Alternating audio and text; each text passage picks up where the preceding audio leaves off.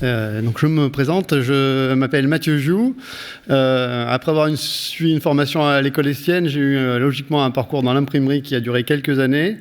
Et puis il y a 13 ans maintenant, j'ai rejoint la BNF pour participer au projet de numérisation de masse, en particulier des livres, puis m'occuper de Gallica en tant que chef de service, et maintenant en tant que chef de produit, et aujourd'hui en tant que chef de service coopération numérique et Gallica. Je remercie le syndicat national du livre de m'inviter afin de vous parler de ce bel outil qu'est Gallica, la bibliothèque numérique de la BNF et de ses partenaires. Alors, c'est... Non, c'est pas là. C'est là. Voilà. Alors, qu'est-ce que Gallica? Gallica, c'est la bibliothèque donc, numérique de la BNF et de ses partenaires, qui a été créée en 1997, d'abord avec... principalement quelques grands classiques des livres et des images. 25 ans plus tard, vous le voyez par son interface sur l'écran, il y a 10 millions de documents. Ces 10 millions de documents sont issus des collections numériques, des collections physiques de la BNF, mais aussi de 20% des partenaires de la BNF, qui peuvent être des bibliothèques, mais aussi un certain nombre de grands établissements publics, aussi des ministères, aussi des associations, ainsi qu'un certain nombre de fondations. Voilà. Alors, la numérisation à la BNF a commencé au milieu des années 90, même avant Gallica, avec deux intentions premières. La première, c'était de sauvegarder les documents qui étaient les plus fragiles et dont on sentait que sans numérisation, mais ils pouvaient disparaître, et de les archiver. Et le second objectif, c'était la diffusion de ces documents numérisés. Alors dans un premier temps uniquement à la BNF, puisque au milieu des années 90, je vous rappelle que l'équipement en Internet, notamment à la maison, était encore très peu répandu, mais dans un premier temps à la BNF, et puis dans Gallica en 1997. Que diffuse-t-on aujourd'hui dans Gallica? Eh bien, on diffuse des documents qui sont dans le domaine public. Pour rappel, le domaine public est actif à partir de 70 ans après la mort du dernier contributeur à l'ouvrage ou au document, puisque, vous le verrez dans la suite de mon intervention, il n'y a pas que des livres à la BNF, mais ce qui est diffusé dans Gallica est sous droit, ou alors il y a la possibilité d'avoir un certain nombre de droits négociés. Je prendrai deux exemples, notamment des dessinateurs de presse, de Wolinski et de Plantu, qui ont accepté que les documents soient diffusés avec un certain nombre de limites, mais qu'ils soient bien diffusés dans Gallica. Alors, ce qu'on trouve aujourd'hui dans Gallica, vous le voyez dans ces petites gouttelettes de collection, c'est effectivement la diversité du dépôt légal de la BNF, le dépôt légal aujourd'hui encore physique, effectivement des documents de toutes sortes.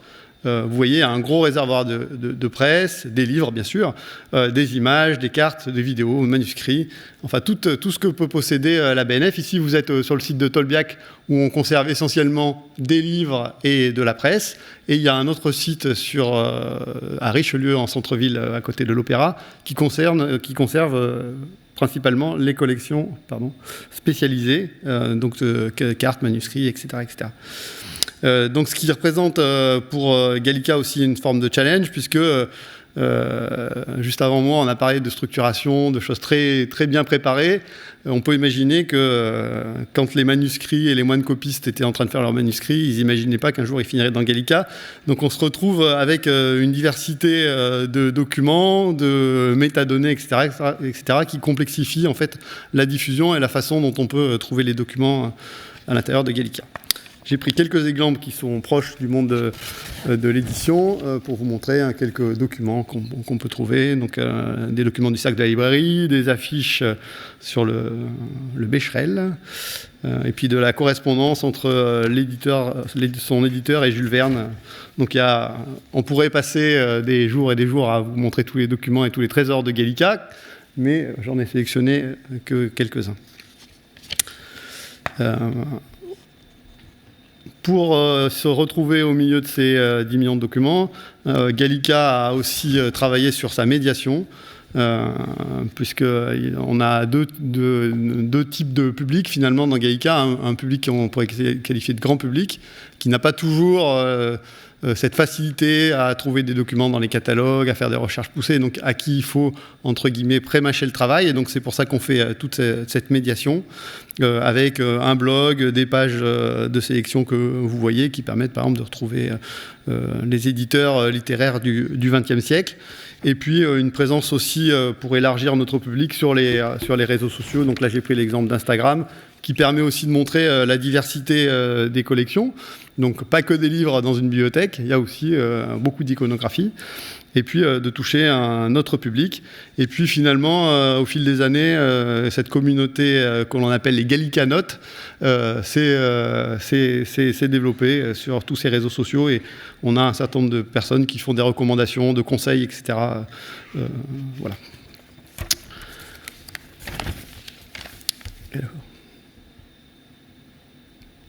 Voilà. Pour vous donner quelques éléments de chiffres, la consultation de Gallica en 2023, c'est 20 millions de consultations, ce qui est un chiffre qui nous satisfait beaucoup, mais bon, qui pourrait être bien plus étendu. Principalement, les personnes qui viennent consulter Gallica consultent de la presse, des documents officiels, un certain nombre de documents emblématiques ou des documents qui peuvent faire l'actualité. Je vous le disais tout à l'heure qu'on a plusieurs types de publics. Dans les publics les plus fidèles, c'est principalement des chercheurs, qui est vraiment le cœur de cible de Gallica, et qui viennent depuis de nombreuses années rechercher des documents, mais aussi on peut noter des généalogistes, des amateurs de tout un tas de sujets et des créateurs. Je vous ai montré tout à l'heure l'iconographie qui permet aussi de s'inspirer d'un certain nombre de sujets. Et donc j'ai présenté le document le plus consulté de 2023, qui n'est pas un livre, qui n'est pas de la presse, mais qui est une carte, qui est une carte de l'Ukraine. Alors pourquoi ? Eh bien parce que Vladimir Poutine a consulté cette carte il y a en 2023, et a pensé ne pas trouver l'Ukraine sur cette carte, ce qui justifiait un certain nombre de positions qu'il pouvait avoir. Et les internautes ont retrouvé cette carte dans Gallica et ont bien montré qu'effectivement, on avait bien une référence à l'Ukraine sur cette carte, ce qui venait contredire ce qui avait été dit à ce moment-là. Et ça a entraîné un certain nombre de personnes qui ont voulu voir ce document, et ce qui, finalement... dans ces moments où on a du mal à faire parfois la part entre la vérité et les fake news parfois, et de retrouver les sources primaires, ce qui est quand même aussi une vocation de Gallica, la possibilité de retrouver les sources primaires, quelles qu'elles soient. Il n'y a pas d'exhaustivité, on numérise tout ce qu'il peut y avoir à la BNF, et ça permet de retrouver un certain nombre de choses. Voilà, c'est aussi une fonction de Gallica. Alors, Gallica, c'est aussi un accès 24 heures sur 24, 7 jours sur 7, gratuit, sans inscription, partout dans le monde, sans presque aucun cookie. En fait, pourquoi tout ça ? Parce que Gallica s'inscrit un peu dans cette logique de la création de l'Internet pour les plus anciens TCP/IP. Voilà, et essayer de rester dans ce champ où les choses sont facilement accessibles dans une mission de service public qui permet notamment à des chercheurs du monde entier de pouvoir consulter les documents sans avoir à venir à la BNF, montrer patte blanche, et parfois ne pas pouvoir consulter le document. Finalement, Gallica était écologiste avant l'heure. Et puis, ça c'était la première fonction finalement de Gallica, la première grande fonction et la première grande révolution, donc de présenter ces documents à distance, sans avoir à se déplacer. La deuxième, ça a été l'arrivée de l'OCR. Donc pour les personnes qui sont peut-être moins aguerries à l'OCR, donc c'est la reconnaissance de caractère qui permet finalement de transformer le texte qui est, quand il est numérisé, inerte, on ne peut pas finalement l'indexer, en quelque chose qu'on peut sélectionner, comme vous voyez sur la capture d'écran, et ce qui permet de faire des recherches dans un grand nombre de documents. Donc non seulement on a pu à se déplacer, et en plus on a pu à consulter tous les livres qu'on pouvait pour trouver une référence à... là j'ai pris l'exemple de la linotype, donc une machine qui était utilisée il y a quelques années. Et donc là, on peut retrouver... donc ça, c'est la première fois que la presse française parle de cet appareil-là. Et donc ça permet de faire des recherches massives sans avoir à consulter tous les documents. Donc encore, finalement, un gain de temps. pour trouver des documents et améliorer la recherche. L'OCR est quasiment généralisé aujourd'hui sur Gallica, ce qui en fait un outil très performant pour faire ces recherches et qui peut permettre aussi de faire du recherche en masse. Donc là, j'ai pris l'exemple alors c'est pas la BNF, c'est pas Gallica, mais c'est les données de Gallica, d'un groupe de chercheurs qui fait de la lexicographie. Et là, j'ai pris l'exemple du frontispice et du nombre de fois où il apparaît en fait finalement au cours des années dans le corpus de Gallica. Et on voit la diminution progressive de ce terme, donc de faire des études de lexicographie avec ces données. Et donc, ça me permet de faire une petite digression sur les droits des documents de Gallica, et qui rejoignent un certain nombre de problématiques que vous avez énoncées, je crois, ce matin. Donc, les documents qui sont numérisés dans Gallica peuvent être utilisés par tout un chacun, tant que ça reste dans le domaine privé ou dans le domaine de la recherche. Quand ça devient une utilisation commerciale, il y a une redevance à payer à la BNF pour son utilisation.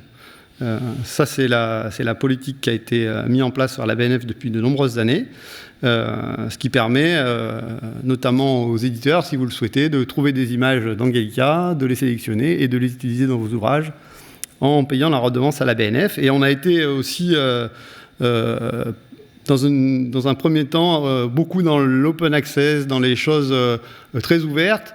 Et donc, on mettait toutes nos données textuelles en libre accès sur Internet. Et puis, comme beaucoup, on a vu arriver tous ces moteurs d'intelligence artificielle qui se sont nourris de nos données, probablement sans qu'on le sache au départ. Et donc, la BNF s'est aussi dotée d'un arsenal juridique qui rejoint finalement l'arsenal dont je vous ai parlé avant, c'est-à-dire que l'utilisation de ces données dans le cadre d'entraînement de IA, par exemple, est soumise à une redevance commerciale. Donc, pour le monde académique et pour des recherches personnelles, on peut s'en servir sans difficulté. Mais dès qu'on rentre dans l'usage commercial, notamment par des grands de l'industrie mondiale de l'informatique, il y a une redevance qui est à acquitter.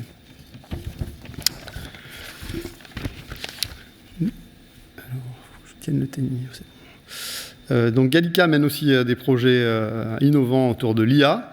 Je vous évoque ce projet qui s'appelle Gallica Images, qui est financé par la BNF et la Caisse des dépôts, en partenariat avec la Bibliothèque nationale universitaire de Strasbourg et l'Institut national de l'histoire et de l'art, l'INHA, qui va permettre à Gallica, après avoir donné accès, après avoir fait l'OCR, de donner accès en fait, à toutes les illustrations qui sont enfouies dans les documents de Gallica. Vous voyez sur la capture d'écran, il y a des documents qui sont un peu partout et à l'intérieur desquels on a des illustrations qui sont aujourd'hui très compliquées à trouver puisqu'elles ne sont pas identifiées. Donc ce projet consiste d'une part à recenser, donc à venir faire des petits carrés jaunes sur toutes ces images, si vous voulez. Ensuite, à essayer d'indexer ces images sur plusieurs points de vue, d'un point de vue technique, quel type d'orthographie, est-ce que c'est une estampe, est-ce que c'est en couleur, est-ce que c'est de fonction, essayer aussi d'alimenter en métadonnées au maximum, et aussi essayer, quand on a le cas de la légende, essayer d'associer la légende à l'image, et quand on n'a rien autour de l'image, essayer de définir avec des algorithmes d'intelligence artificielle ce qui se trouve sur la photo pour pouvoir permettre de constituer une grande base de données et donner accès à cette base de données. Alors les applications directes, c'est une sorte de Google Images à la mode Gallica. Donc là, il y a un prototype qui a été fait qui s'appelle Gallica Pix, qui est toujours consultable et que vous pouvez regarder. Là, on a fait une recherche sur un fond sur la guerre de 14-18, autour des chars d'assaut. Donc vous voyez qu'on retrouve tout un tas de chars d'assaut sans qu'on ait forcément les métadonnées associées. Donc c'est vraiment l'IA qui a fait ce boulot-là. Alors la particularité du fond de Gallica, c'est un peu ce que je vous disais tout à l'heure avec les moines copistes. Les représentations ont aussi beaucoup changé dans le temps. Donc un lion du Moyen-Âge ne sera plus forcément un lion comme on peut le représenter aujourd'hui. Et donc il y a des enjeux techniques nouveaux qui se posent à des acteurs qui travaillent avec nous, qui sont plutôt habitués à des images contemporaines, donc plutôt finalement simples à traiter. Là, on est devant des enjeux techniques. Et ce que ça pourra permettre aussi, par exemple, c'est de prendre une image dans son fond de presse qui s'appelle le front roll et de pouvoir retrouver où elle a été utilisée et dans quel document de presse elle a été utilisée. Donc là, vous voyez, elle a été réutilisée 4 fois. Et même de pouvoir faire des petites découvertes, comme si vous êtes attentif sur la photo, vous verrez que le monsieur a disparu. Le monsieur de gauche a disparu sur la photo de droite. Donc c'est un document qui date du début du siècle où on faisait déjà des retouches dans les journaux. Voilà. Alors pour terminer, je suis dans les temps, même un peu en avance, je voulais vous parler de la partie des documents qui sont sous droit, puisque quand on fait de la numérisation de sauvegarde, le premier objectif, c'est de sauvegarder le document. On ne se pose pas la question s'il est dans le domaine public ou pas. On le sauvegarde d'abord. Et une fois qu'on l'a sauvegardé, on veut quand même pouvoir le diffuser dans l'enceinte de la BNF, dans des conditions sécurisées. J'y reviendrai plus tard. Et c'est pour ça que depuis une dizaine d'années, on a un second Gallica qui s'appelle Gallica Intramuros, qui n'est consultable que dans les emprises de la BNF et que en rez-de-jardin de la BNF, où finalement toute cette numérisation est déposée et consultable par nos lecteurs sous droit d'accès, etc. Et qui compte aujourd'hui 1,5 million de documents supplémentaires à Gallica. C'est composé, est composé essentiellement de la presse récente, pour des questions principalement de fragilité. Vous savez que la presse se dégrade très très vite et on la numérise très vite. Un certain nombre de livres.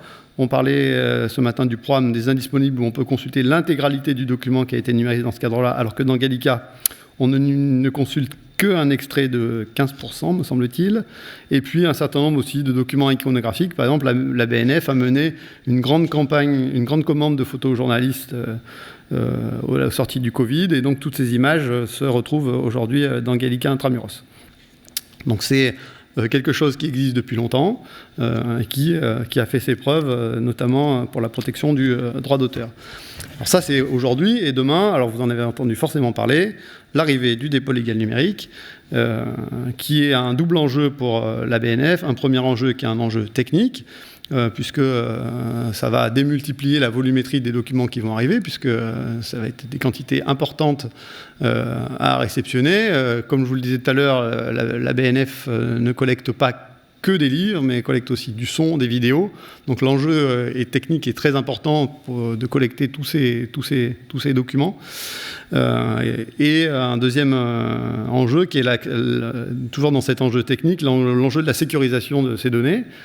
Comment on fait pour les mettre dans des entrepôts qui sont le plus sécurisés possible, qui sont à l'abri notamment du piratage et d'un piratage qui pourrait être massif, avec une diffusion massive après des données. Donc ça, c'est tout l'enjeu du document que vous voyez, qui décrit toutes les dispositions qu'a pris la BNF pour protéger au mieux le dépôt légal du document numérique et assurer ensuite un accès sécurisé qui se fera toujours dans l'interface dont je vous parlais avant, qui s'appelle donc Gallica Intramuros, en rez-de-jardin, et ce qui protégera normalement le droit d'auteur. On a un petit schéma qui résume bien la situation. Dans les tours, le personnel de la BNF pourra accéder à ce dépôt légal numérique, pardon, pas imprimeur, mais numérique. Pour la bibliothèque d'études, il n'y aura pas d'accès. Et enfin, pour le rez-de-jardin, donc la bibliothèque de recherche, donc pour rappel, l'accès en bibliothèque de recherche ne se fait que sur accréditation pour des chercheurs. On pourra accéder sur des postes sécurisés avec un certain nombre de bridages qui empêchent notamment les exports. Ou sur des accès aussi sur les postes personnels via une interface type VPN qui permet aussi de bloquer tout un tas de fonctionnalités, de téléchargement, etc. etc. Mais ces choses-là sont déjà en place à la BNF depuis de nombreuses années et on est assez confiant sur ces sujets-là. Et j'en ai terminé pour ma part. Je vous remercie de votre attention. L'équipe Gallica est disponible pour vous aider à faire vos recherches. On sait que ce n'est pas toujours évident de chercher dans Gallica, mais n'hésitez pas à vous connecter à nous et à nous consulter pour qu'on puisse répondre à vos éventuelles questions. Merci beaucoup.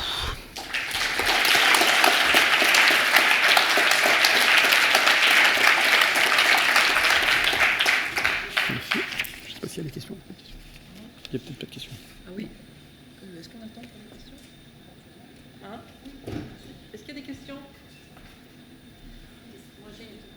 Ah, voilà. Je vais faire vite. Vous, Anne Berg-Winter de la Fédération des éditeurs européens, vous dites que vous n'autorisez pas, sauf redevances et licences, les opérateurs commerciaux à utiliser le contenu, par exemple pour l'intelligence artificielle.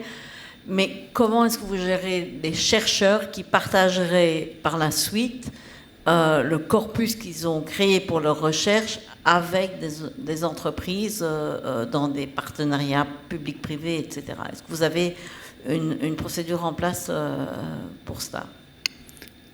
Je ne voudrais pas me tromper, mais il me semble que oui. Il me semble que quand on passe des conventions, notamment avec des universités pour faire des recherches, le résultat des recherches ne doit rester que dans le domaine académique. Et une fois de plus, on ne vend les données que du domaine public, pour la BNF en tous les cas.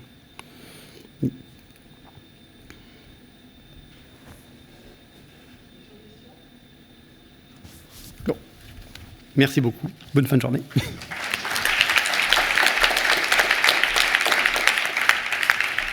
Et bien voilà, cette journée s'achève. Merci à tous d'avoir tenu aussi longtemps. Et puis je vous souhaite à tous une excellente soirée et vous dis à l'année prochaine.